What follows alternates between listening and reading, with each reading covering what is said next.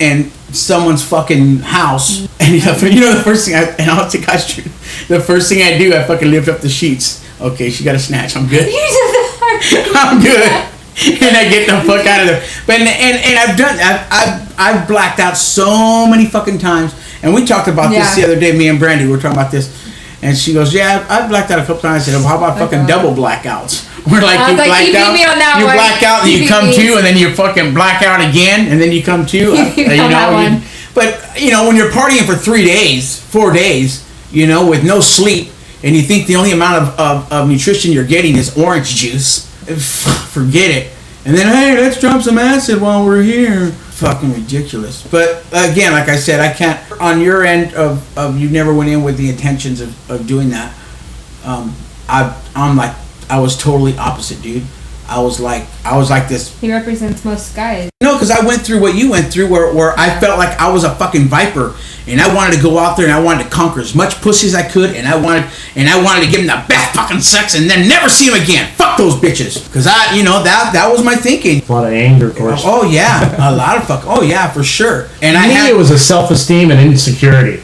Like most of the time that I spent going to bars, it was a period of my time where I didn't have a car. I didn't have my own place. I was surviving on somebody else's means. Right. So it was like, who the Can I take you to Paul's house? Right. I got to get permission from somebody else to bring somebody home. Who's gonna put it out to somebody like that? So I didn't even try. The potential for failure decreased if you don't even try. So and then the frame of reference for me to use in the future, decreased too. So it's rough for me to approach a girl and ask them out. Now that I've actually kind of established myself and defined who I am as a person, I'm starting to get more momentum going there. And being cheated on really screwed with me. Yeah, of course. And it hurt to even think about putting myself out there, fear of that rejection or failing. Well, when you put that person up on a pedestal, that person that you love, you have them, they're way up here, they're up on a pedestal, and nothing they do can never be touched or, that fallacy,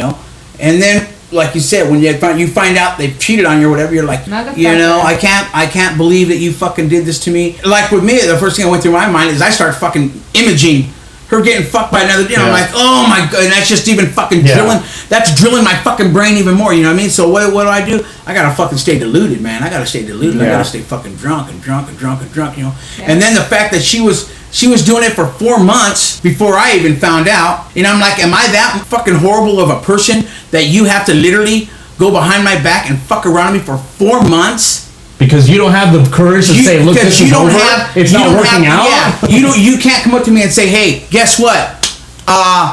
It's not working out. No matter how much it hurts me, let the fucking healing begin. Let the hurting start. You know what I mean? But for 4 months, I was so oblivious. And that hurt my ego even fucking more. And that made me want to even go out there and fuck even more women and do even more fucking damage to these fucking bitches' egos, Because I'll be damned if I'm going to let anyone else ever fucking come inside and take the part of my love that I think is valued.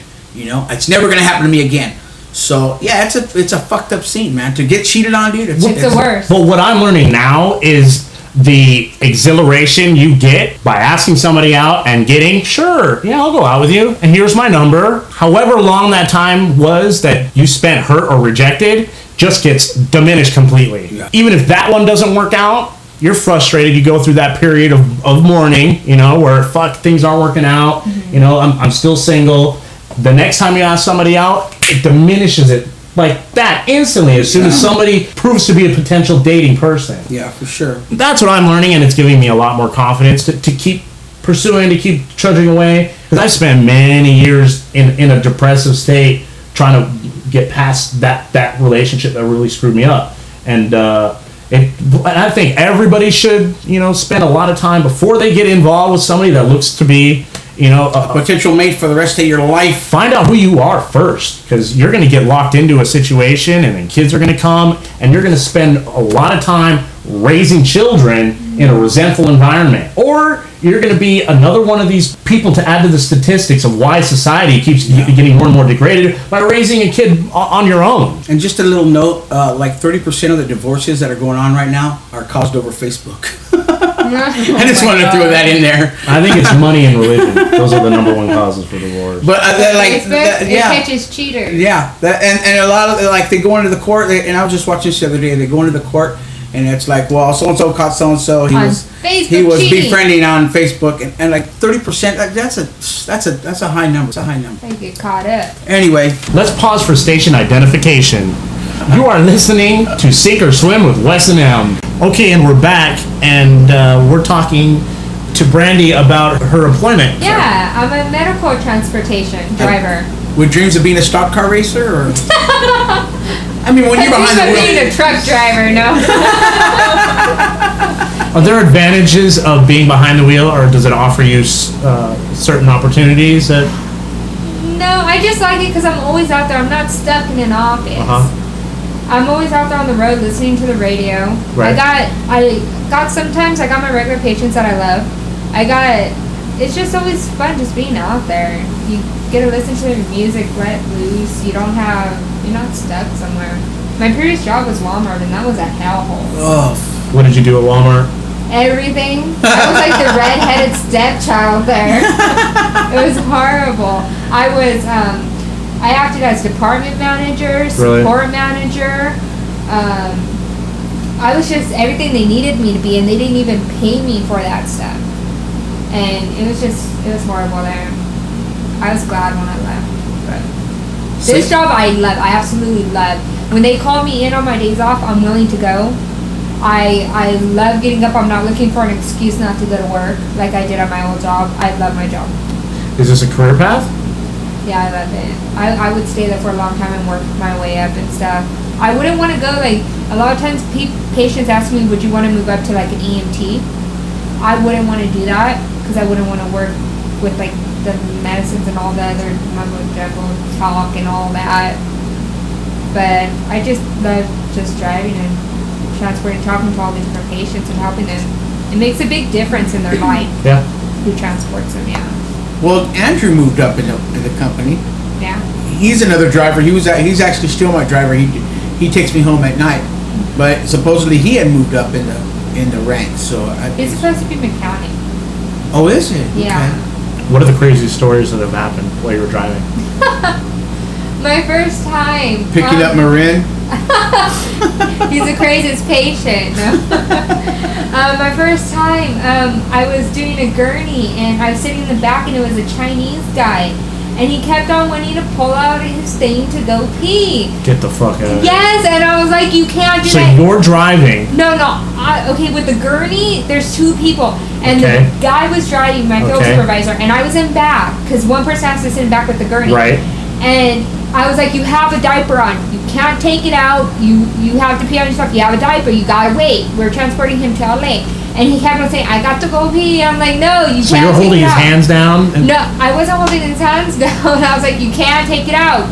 You gotta pee on yourself. You can't do nothing. And he kept on trying to lift it You've been drunk before, motherfucker. Don't act like you haven't.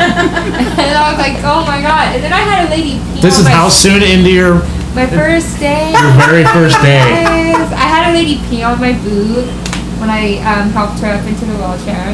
That wasn't that great, but you have those days and stuff.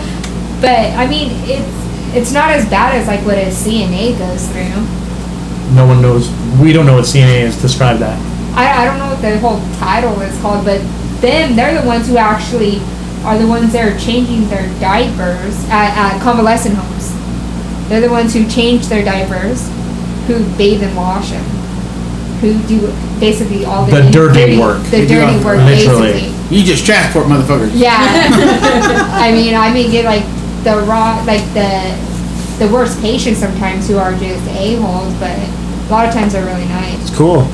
You gotta love what you do. Gotta love what you do. And like you said, it's not a thankless, in a sense it is a thankless job because you're just doing their job and they're getting taken back and forth, but their health depends on it, you know. They get so happy. It's not like you're checking out at a cashier's, you know, like just ringing up prices and stuff.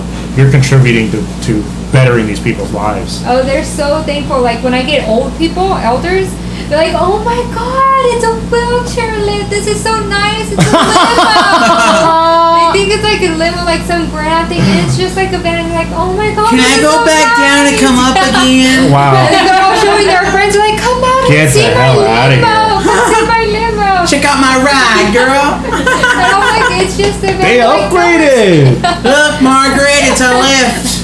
I mean, you've seen the vans, and they think it's just the biggest, nicest thing. They think it's a big limo. And I've had the pleasure of driving the shittiest vans. But they think that fucking thing was just. Remember the one you try to fix? Oh my god! I literally, dude. This is when my isms, kicked in, dude. We're talking right, and this fucking the van just like, it's like just squeaking, dude. The lift is like going back and forth, right? I'm all, fuck this, man. I jump in the back, she's driving down the street, dude. I'm like trying to stuff a fucking pillow in between that motherfucker to keep it from rattling.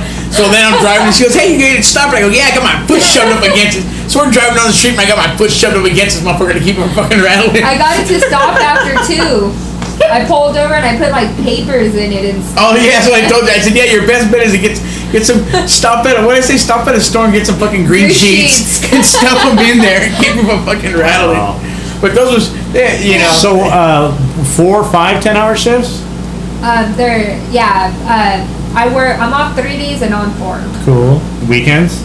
Or does I always work weekends. Always work weekends? Yeah, and Sundays are like my set days are like 2 to midnight because I'm the only wheelchair driver basically on Sunday. So it's mostly elderly? No, all different ages. Really? I transport all different ages. Like I transported like 12-year-old to dialysis, like all different ages. 12-year-old on dialysis. Mm-hmm. Wow. It's gotta be rough. All different ages, yeah. So it really makes you appreciate life, the different people you transport from hospitals and all this. It makes you have a new lease on life and appreciate stuff. And the people you talk to, you really get an understanding. I had an older guy, I was talking to him about my relationships and stuff, because you get to know people and you get to talk to them. And he told me, he said that when you first meet a guy, you don't kiss him or French kiss him until after like a month of knowing him, and you don't have sex with him until you're with him for a year. And he's 90 years old, okay? And he's all like, and after 2 years of dating him, if he doesn't ask you to marry him, then he's not the one. That's like, you know what's funny? That you remember that whole conversation. Right? That's cool. That's like when they say when you walk into the rooms of AA, they say your first year you get you a plant, and if you can keep that plant alive for 1 year, then you get you a pet, maybe a goldfish. Yeah. Who knows? Yeah. If you can handle a cat, go for it. We suggest a goldfish. What if I just can't handle a plant? If you can keep that goldfish and that plant alive for those 2 years, then maybe you can go out and ask somebody to go out. But up until that point, I cheated. I got a fucking cactus. You know how long you can leave a fucking cactus unwatered, dude? I killed the cactus. That brings up an interesting question. On your first date, I've read that knocking the kiss out on the first date before the end of the night is the best angle. First opportunity where you're both laughing at the same joke, you hit on a subject that you're both responding to, knock that kiss out as quickly as possible. Is it more comfortable to kind of be more cautious physically on the first date and wait for an opportunity in the next couple of dates? Or do you want to, as a female, feel that aggression? I mean, if the female's easy on like the first date or anything, then that just, I don't know. I think the guy looks at her differently. Yeah. But a kiss doesn't mean you're gonna have sex though. True. Well, nowadays, and it lets the girl know. Most people do the kiss on the first date. I heard that the women are more likely to give head than give up the snatch. No, that's what I heard. Where'd you read this? No, I have a younger nephew and he told me this like when he was 16 or 17. The younger generation, the younger like 20-year-olds or anywhere between 16 and 20. They'd rather suck a guy's dick than give up the whole Fanucci, and because they feel like they're pleasing the man or whatever, and he's sort of getting his rocks off and whatnot, and it'll keep him around. That's what he says. So whether that's true or not, that's what's being said anyway. On my side of the fence, I should say. I don't know if that's true or not, but you know. From my experience, I think when it comes to every individual, man or woman, their sexual comfort zone has to do with many different levels. How they were raised as a kid.